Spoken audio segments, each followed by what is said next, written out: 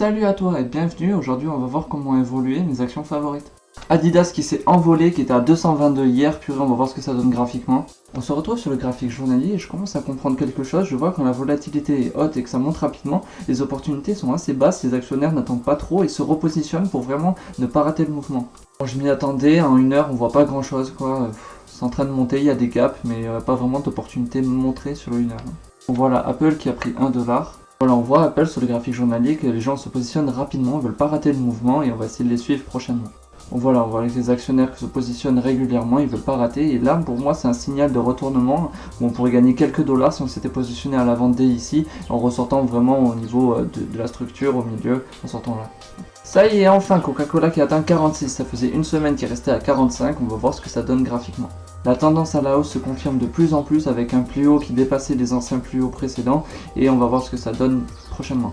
Voilà, je vous ai mis mon trade, ça a débuté ici, boum, c'est parti à la perte ici pour repartir à la hausse là. Bon, je crois que mes stop loss sont un peu trop courts après avoir tendu aussi longtemps une opportunité. Peut-être il faudrait risquer un peu plus d'argent pour essayer de la garder, essayer de la faire tenir parce que si la volatilité augmente, ça peut atteindre mon stop loss avant boum de repartir vers mon profit.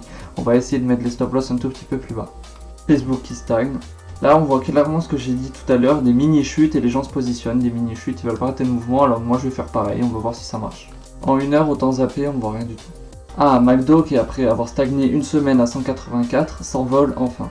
Je sais pas ce que vous en pensez, mais moi ça m'inspire pas trop confiance, à part que c'est sur de la hausse, je vais essayer d'attendre une petite chute pour me positionner au cas où. Voilà ce que ça donne en une heure, next. Philippe Morris aussi, qui avait passé une semaine à 70 et qui s'envole enfin à 72. Je regarde clairement sur le graphique à la semaine et là j'ai du mal à savoir si vraiment ça a continué de chuter comme ça chute fort et là la petite hausse directe en vendre ça pourrait être bien sur du long terme, mais j'hésite clairement.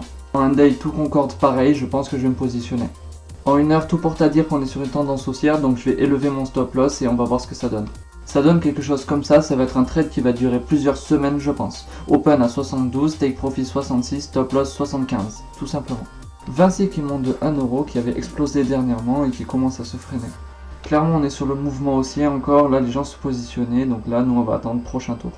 Sur un trade un peu plus court, clairement on aurait pu essayer de se positionner, le mouvement haussier est fort et là il y avait une petite opportunité à tenter.